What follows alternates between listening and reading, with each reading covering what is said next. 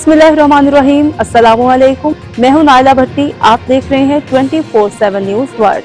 नजर डालते हैं आज की अहम खबर पर। दुनिया भर की तरह बरतानिया में भी पाकिस्तानियों ने अपने टैलेंट मेहनत से मुख्तलिफ शोबों की तरह बिजनेस में भी अपना और पाकिस्तान का नाम रोशन किया है। ऐसे ही टोबा टेक सिंह पाकिस्तान के एक गांव में पैदा होने वाले मोहम्मद असद शमीम आज अपनी मेहनत से फर्नीचर के कारोबार में एक बहुत बड़ा नाम है। वो अजमान, शारजा, दुबई के प्रिंस के बिजनेस एडवाइजर भी हैं।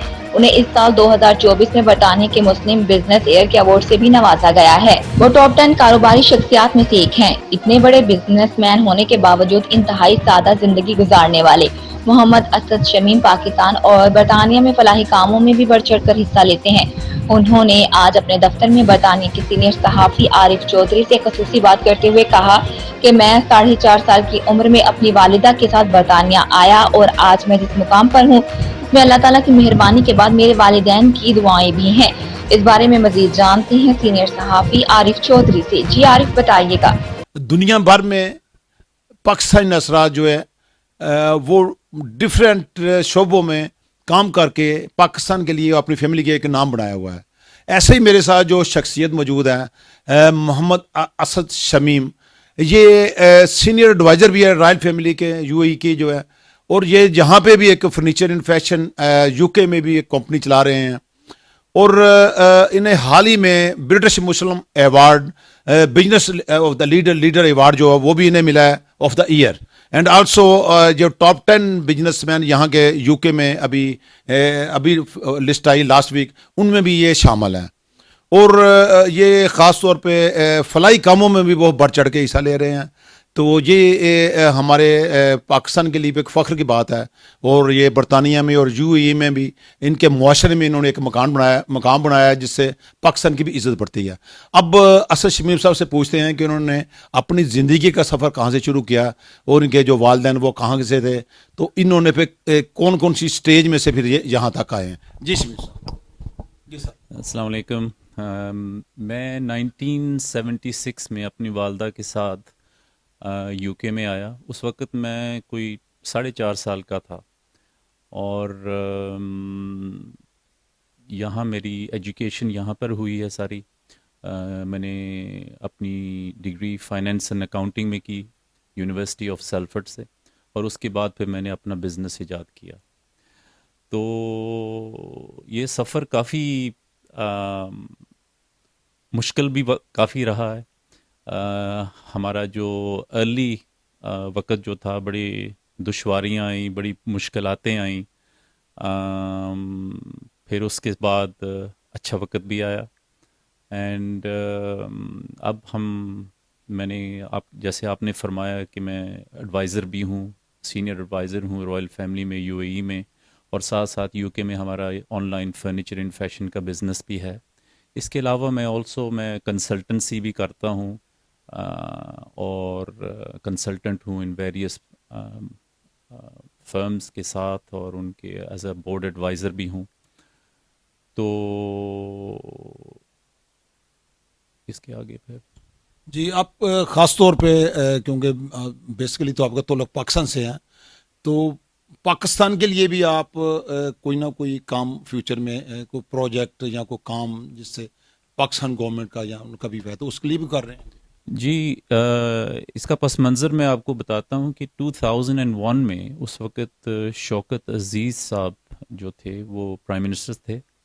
एंड मेरा उनके साथ राब्ता हुआ। हम जहाज़ में इकट्ठे सफ़र कर रहे थे, तो उन्होंने मुझे फिर कहा कि आप कोशिश करें कि इन्वेस्टमेंट लाएं पाकिस्तान में।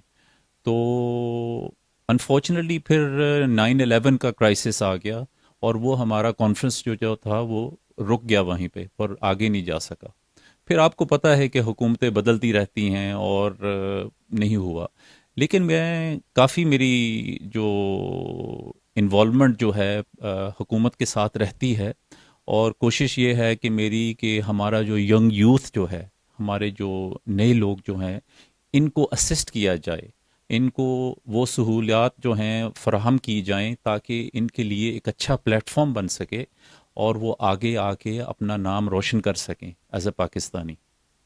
अभी भी आपके साथ गवर्नमेंट ऑफ पाकिस्तान के ऑफिशियल ने रब्ता किया है کہ کچھ نہ کچھ جو ینگ جنریشن کے کر لیں؟ جی بالکل، پرائم منسٹر صاحب نے ابھی جو پرائم منسٹر یوتھ پروگرام جو انہوں نے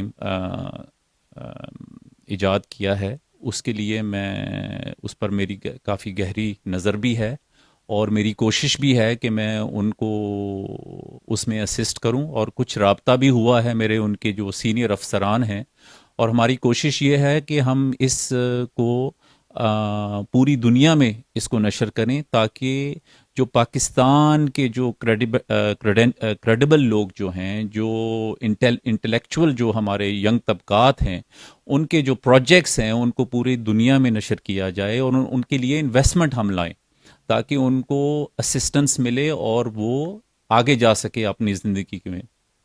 جی، آپ کے اپنا فیملی کے متعلق نہیں بتایا، آپ کے کتنے بچے ہیں اور وہ کیا کر رہے ہیں؟ جی میرے 3 بچے ہیں ماشاءاللہ۔ بڑی بیٹی میری جو ہے وہ کارپوریٹ لائر ہے دبئی میں، اور دوسری بیٹی وہ نیوٹریشنسٹ ہے، اور جو میرا سب سے جو چھوٹا بیٹا ہے وہ اپنا چارٹرڈ اکاؤنٹنسی کر رہا ہے ڈیلائٹ کے ساتھ، یہاں یو کے میں، مانچسٹر میں۔ ٹھیک ہے، آپ کوئی خصوصی پیغام دینا چاہتے ہو ہماری جو نئی جنریشن ہے، ینگ جنریشن ہے یو کے میں بھی، خاص طور اوورسیز جو ہے، ان کو آگے جانے کے لیے کوئی پیغام، میسج کو دیں؟ میسج میرا یہی ہے کہ آپ اپنے دل لگا کے محنت کے ساتھ اور مشقت کے ساتھ کام کریں، اور اگر آپ ایک بار فیل ہوتے ہیں کسی چیز میں، پھر اپنا یہ نہ سمجھیں کہ that is the end of it. آپ کی کوشش جاری رہنی چاہیے، بار بار آپ ٹرائی کریں، انشاءاللہ تعالیٰ آپ کامیاب ضرور ہوں گے۔ کیونکہ کئی بار یہ ہوتا ہے کہ آپ کوئی بھی کام شروع کرتے ہیں، پہلے دشواریاں آتی ہیں، پریشانیاں آتی ہیں، لیکن اس کے بعد پھر جب انسان کنسسٹنسی شو کرے تو انشاءاللہ تعالیٰ کامیاب ضرور ہوگا۔ اور یہ ہے سب سے بڑی یہ ہے کہ ماں باپ کی دعائیں جو ہوتی ہیں نا، وہ انسان کا جو ہے مستقبل بناتی ہیں۔ جی، جیسا کہ ابھی آپ دیکھ رہے تھے محمد اسد شمیم صاحب، جو کہ سیلف میڈ ہیں اور اس وقت ماشاءاللہ بزنس میں اور پاکستان کا نام بھی روشن کر رہے ہیں، وہ کہہ رہے تھے کہ نوجوان نسل کے لیے خاص طور پہ پیغام دے رہے تھے کہ آپ محنت کریں اور آپ کا کوئی راستہ نہیں روک سکتا، اور خصوصی طور پہ انہوں نے پیغام کا میننگ یہ تھا کہ اپنے ماں باپ کی جو ہے نا لک آفٹر کریں۔ یہ ابھی تک بھی اپنے ماں باپ ان کے پاس رہ رہے ہیں، ان کی خدمت کر رہے ہیں، اور جس مقام پہ ہیں یہ کہتے ہیں اللہ تعالیٰ کی مہربانی کے بعد میرے ماں باپ کی۔ مزید خبروں اور اپڈیٹ کے لیے دیکھتے رہیں 24/7 نیوز ورلڈ، مستند خبروں کی دنیا۔